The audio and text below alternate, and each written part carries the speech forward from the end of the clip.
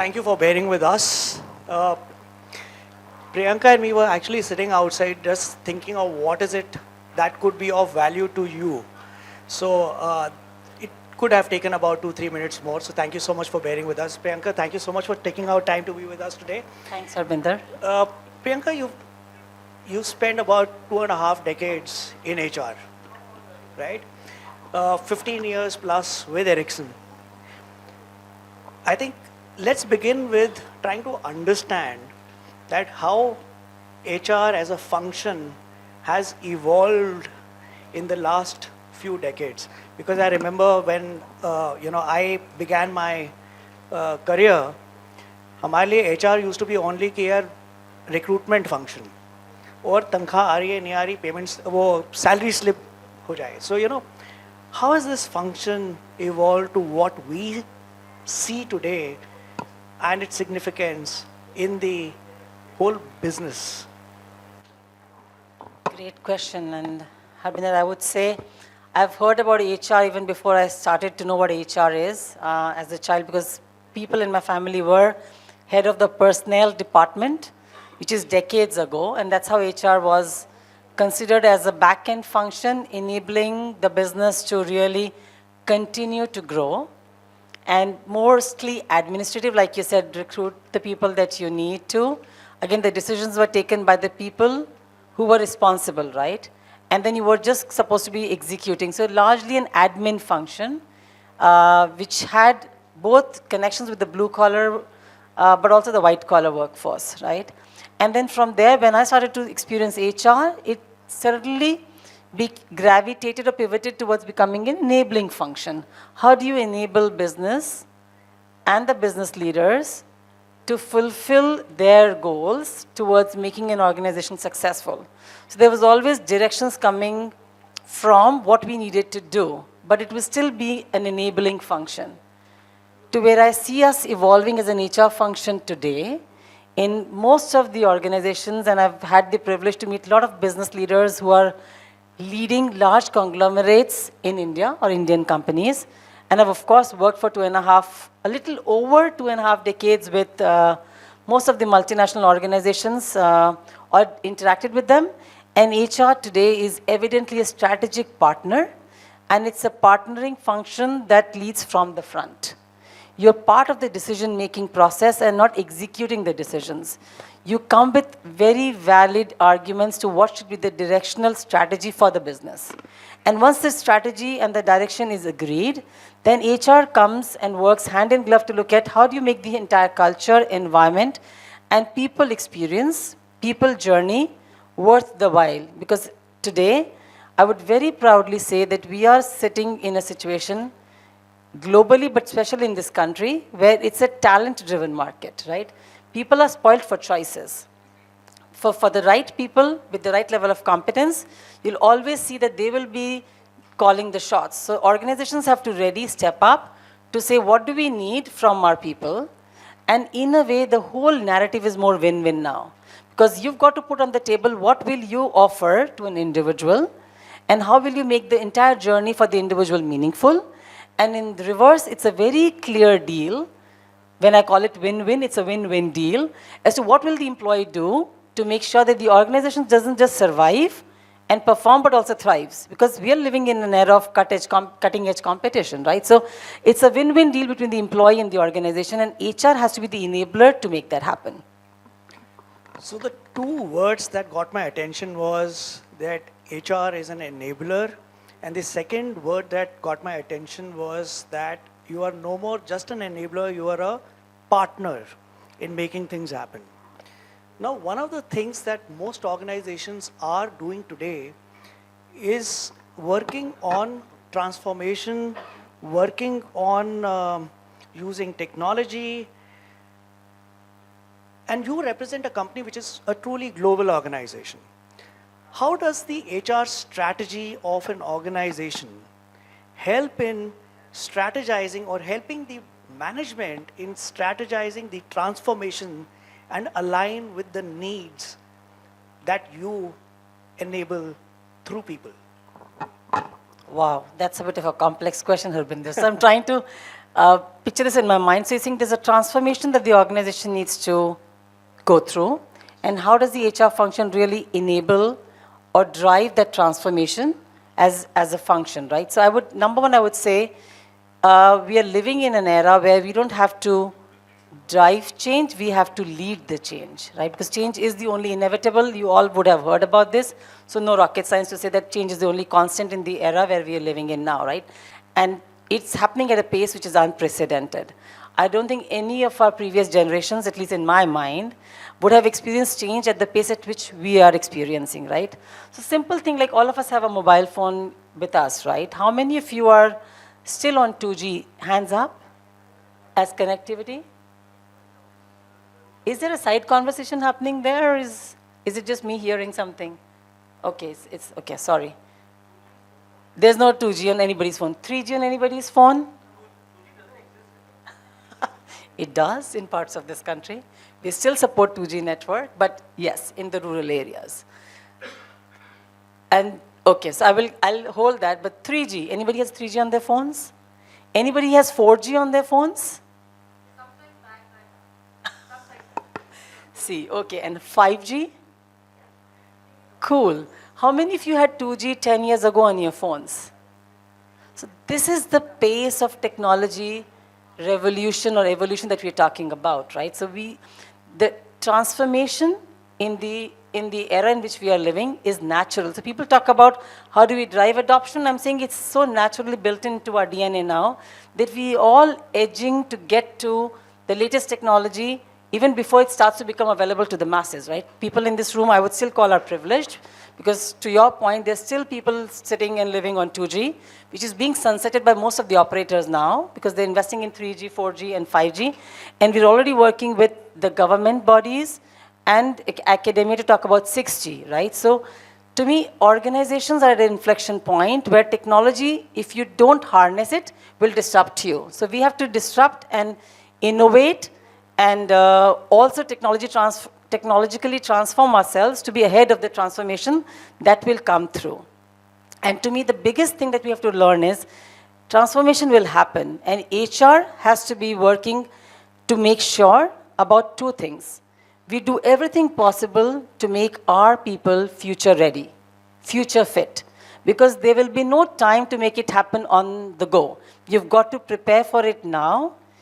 Make sure that you are investing enough to get the people that we have to become the people that we need.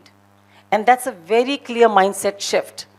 And to drive that change, which is what I just said, to make the people that we have, to become the people that we need, is the only way we can drive transformations.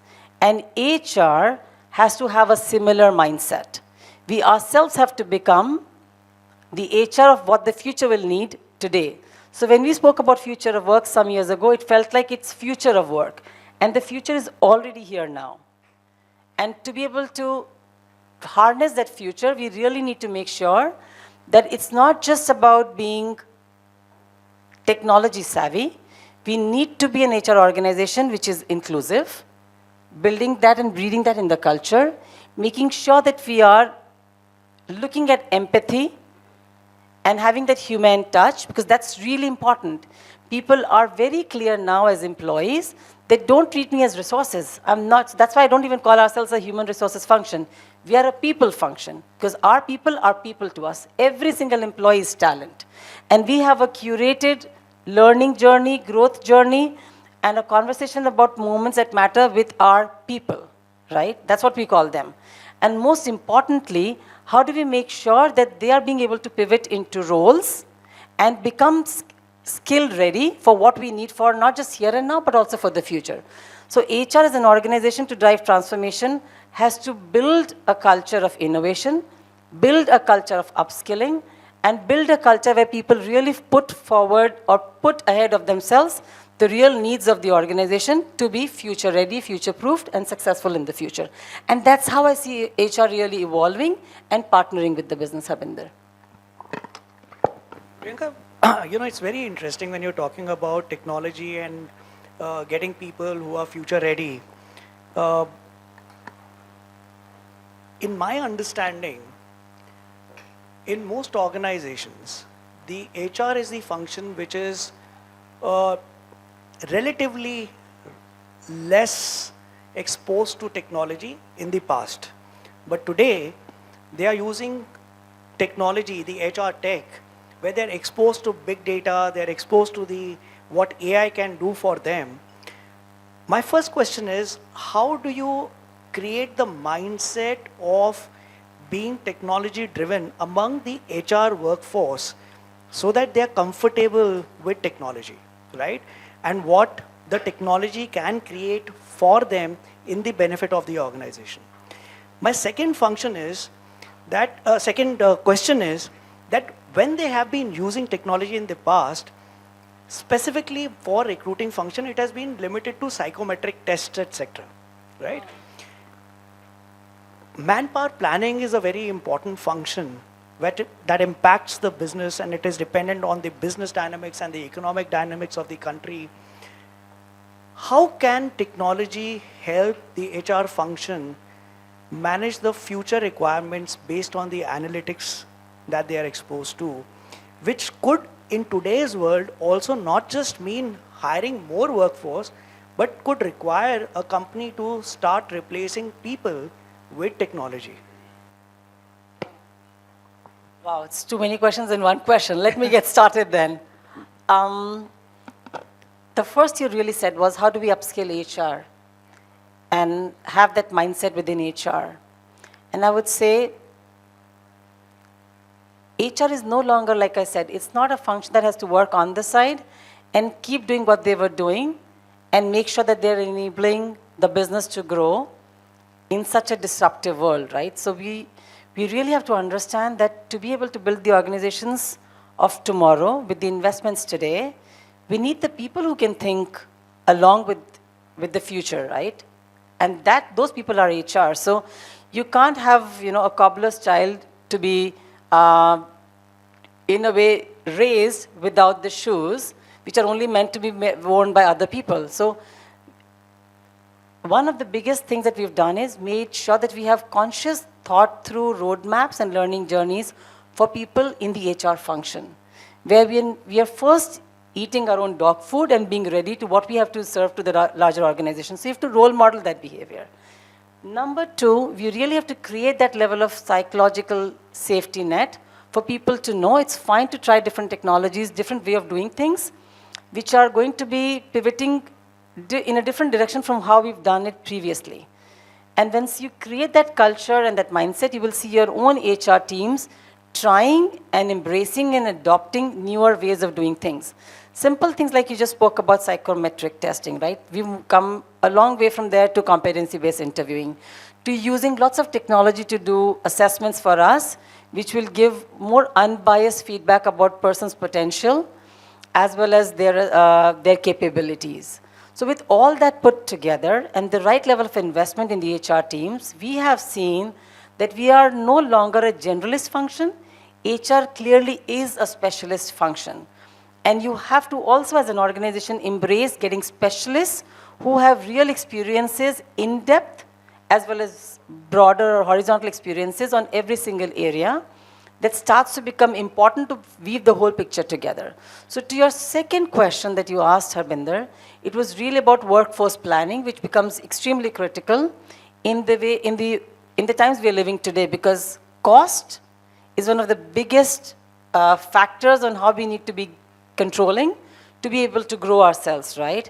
And to get the right hold of cost, and with limited budgets and cutting-edge competition, we need to think about multiple simulations with the business leaders, the CEOs, CFOs, and the business leaders to say, what's the right size and org design, org health do we need to have to be able to not just sustain, like I said, it's not just about being able to perform and stay, but also to be able to strive and thrive, right? In so many ways to become one of the best places to work. So with all that put together, workforce analytics and workforce planning, which I call as headcount or manpower planning, is a very proactive business engaging function. So the way we would do it in Ericsson, we definitely use a lot of technology. From moving from here and now reactive data collection approach to being more predictive, and a bit more about looking at what are the various simulations we can drive to give business outcomes to the business leaders, right?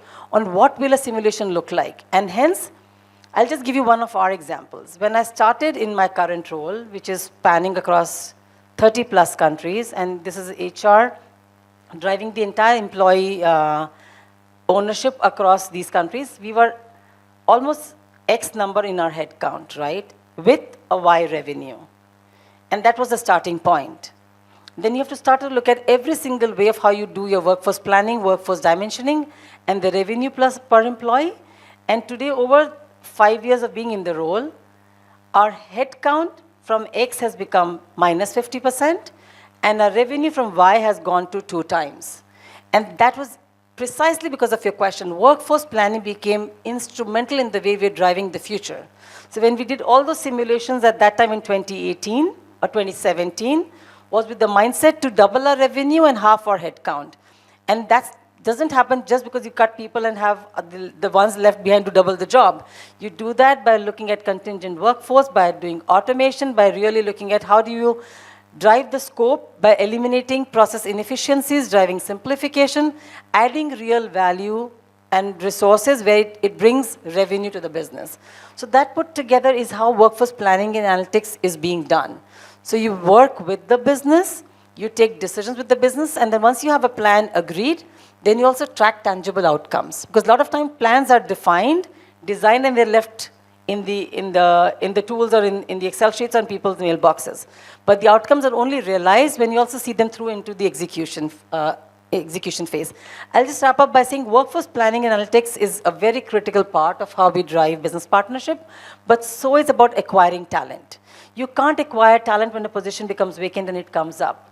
You again have proactive talent dialogues, talent engagements with critical people who can really move the needle for you in the business, right? So every single function from compensation, rewarding strategy, to acquiring talent, to upskilling people is all being done in a proactive, predictive manner. And that's when you move the needle for the business.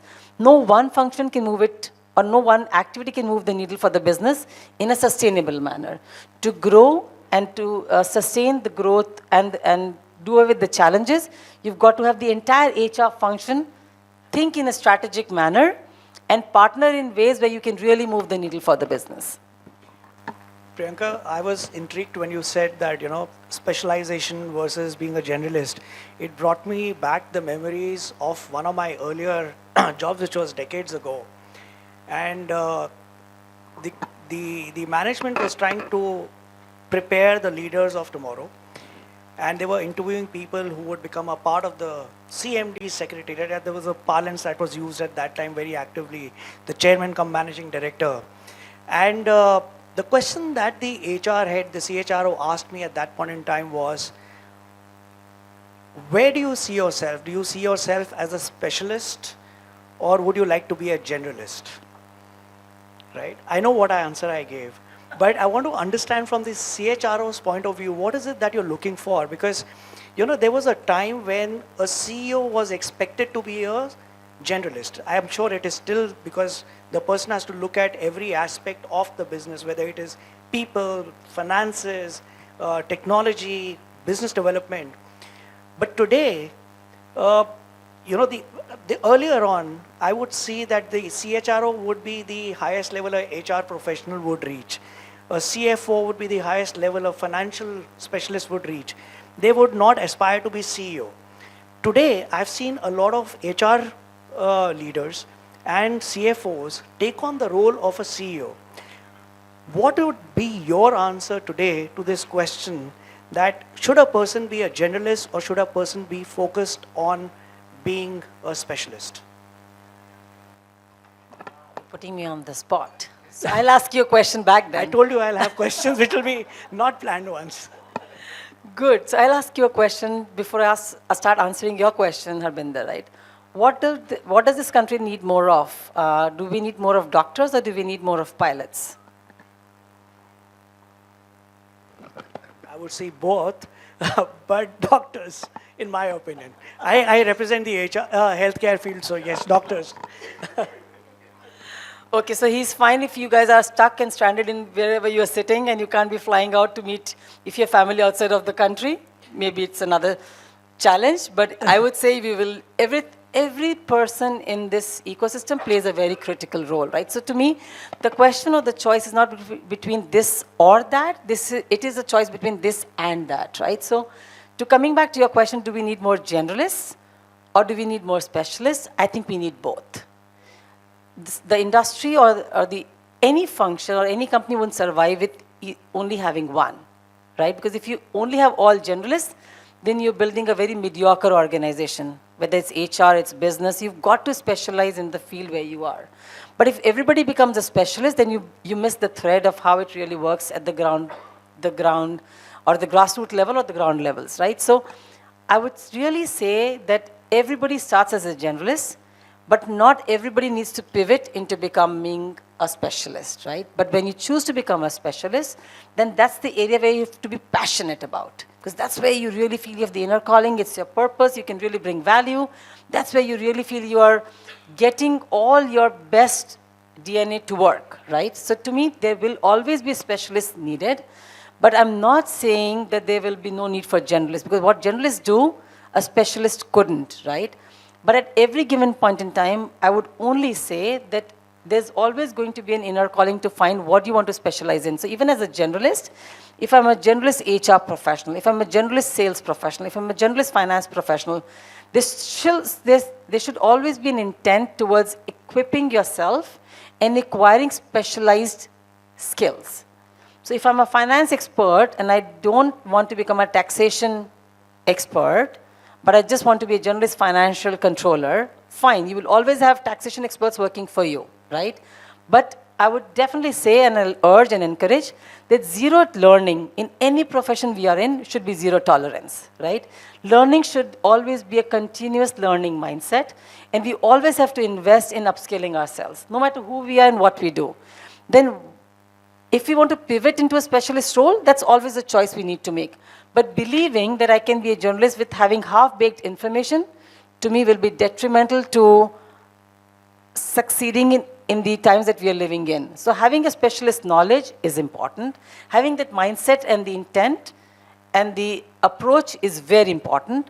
But where you choose to use your skills will always have a different preferences for different individuals, right? So I think that's how I would answer your question. Yeah, so generalist is more like a mindset than anything else, you know. And Bilkis, I'm going to take 5 minutes more because there are two important questions I would not like to pass. That's the reason Priyanka, you know, I used to work at Google, and while I was working there, there was this very different culture that I was exposed to compared to all the other organizations that I had worked with. We were allowed to play around. There were a lot of these, you know, activities which would pamper the employees. You could take your time off to go play a game.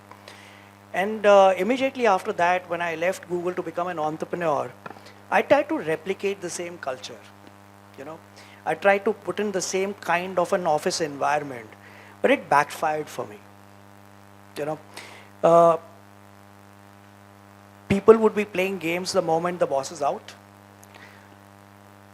What, in your opinion, is the right strategy to create the employee experience? And I'm choosing this word employee experience as an alternate to employee engagement, because today when we have work from home and these kind of things coming in, when people come to work, it's more of a, you know, are they present there with their heart and soul, working aligned towards the objectives of the organization and the alignment of the corporate objective with their own personal life goals, etc.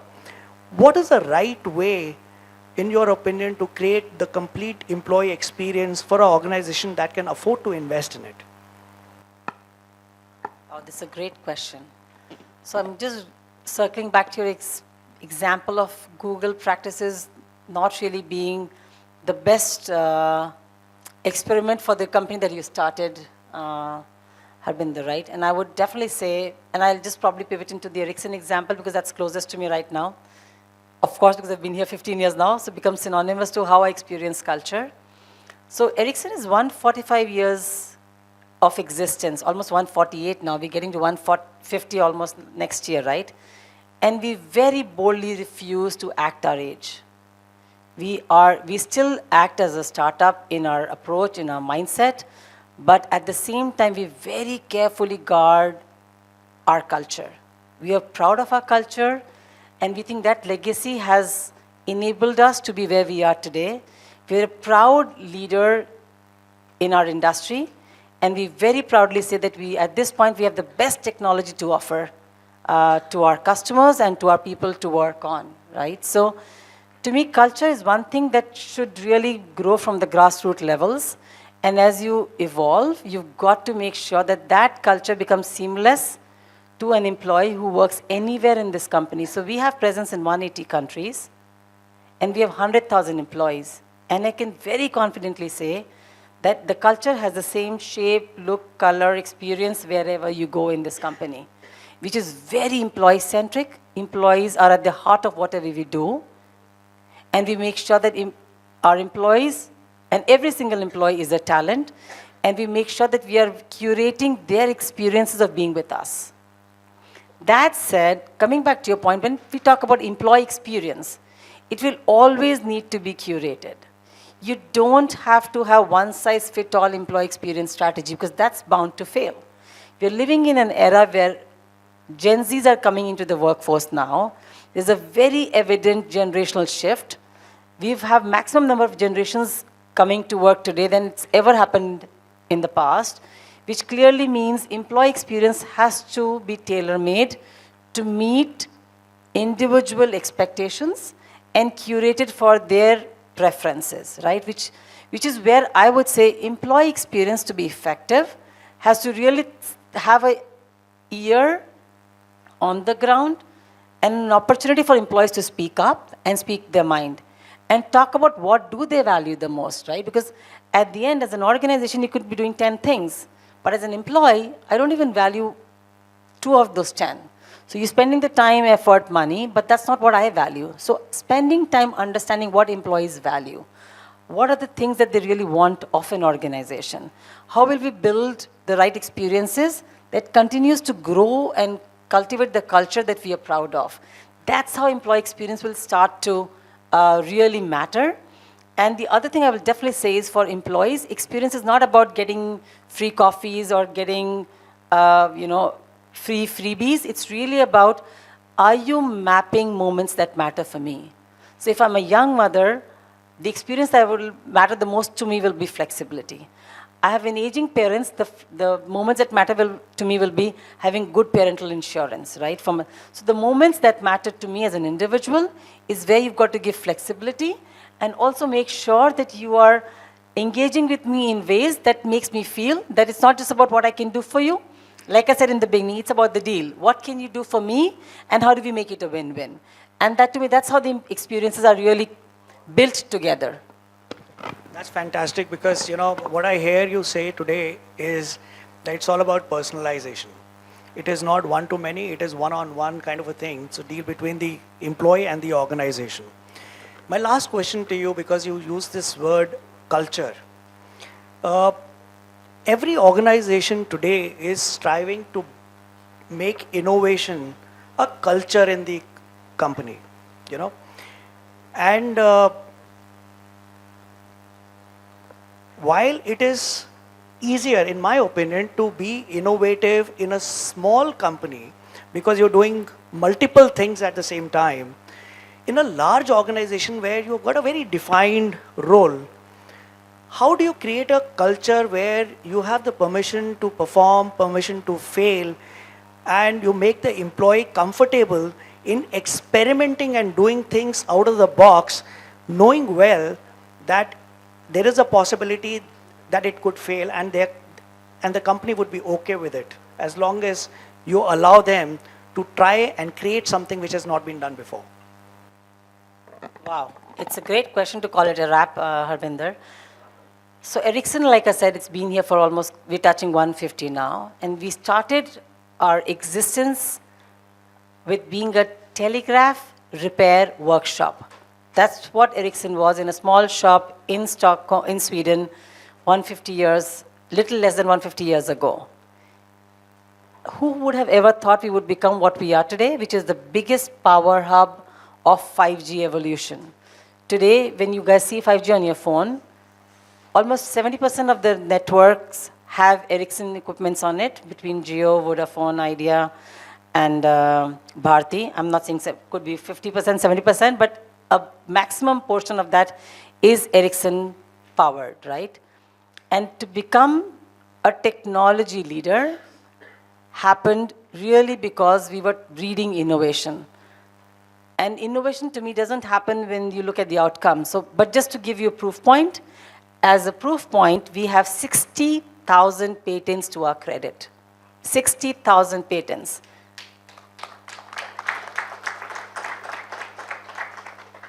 Thank you. So if you have heard of something called Bluetooth, you have? Ericsson was the one pioneering it. Talk about mobile phones, Ericsson was the one pioneering. Talk about Erlang, it's a programming language that Meta uses, Facebook uses, Google uses. Ericsson was the one pioneering it. So innovation doesn't happen by chance on the side. It has to be part of the DNA, not even part, it's woven into our DNA. And that's how you breed innovation. To me, innovation only happens when people, A, you create compelling events, which is really about sprints or hackathons, innovation clubs, innovation hubs. So you create visible commitment for employees to see how this is really valued. Number two, it's okay to walk fast and fail fast. There will always be a safety net for employees. And we proudly talk about the safety net. We would rather fail and try again and fail and try again and then succeed versus staying put and being overtly cautious. So as a culture, we have been creating a huge amount of safety net and boldly talking about it. And the third thing I would say is there's a visible level of investment in people that we would want them to be innovative, creative in their approaches and mindset, and we publicly reward that behavior. It's not the outcomes that we are concerned about. It's the efforts, the intent, and the contributions towards innovating. So we just don't go out and award, reward, and publicly recognize the positive, successful outcomes. So before Bluetooth happened, before mobiles happened, before 5G happened, we had immense amount of failures. But even then, everything was celebrated towards the final outcome. So as long as we have that culture where DNA is woven into everything we do, and the last thing I would say is, of course, 30% of our workforce is R&D, research and development people. Of course, a large part of our budget goes uncompromised into research and development. But that said, what's important is that people feel motivated and people feel invested and people feel empowered to be able to innovate, create, and it's not happening only in the R&D function. Every single individual is both expected, empowered, and encouraged to innovate in everything that they do. That's how innovation happens. Priyanka, thank you so much. You know what? In my experience, when we look at a tech organization, or for that matter, any organization, we keep looking at what is being created, the outcomes that are visible to people, whether it is a technology development, whether it is the sales that are being generated, new products being launched. And you realize that there are teams that are working on it. But we sometimes forget that everybody in the organization is performing something which is an outcome of the culture in which they are allowed to perform. And we sometimes, in fact not sometimes, many times, underestimate the role of HR in creating the impact of what is being seen out as an outcome coming out from that organization. So I think culture plays an important role, and it's a great moment that today we are talking of technology, how we are not just helping but enabling the HR to enable the business, which is an outcome of what people create. So thank you so much for bringing this to light. Thank you so much, Priyanka. Thank you, everyone.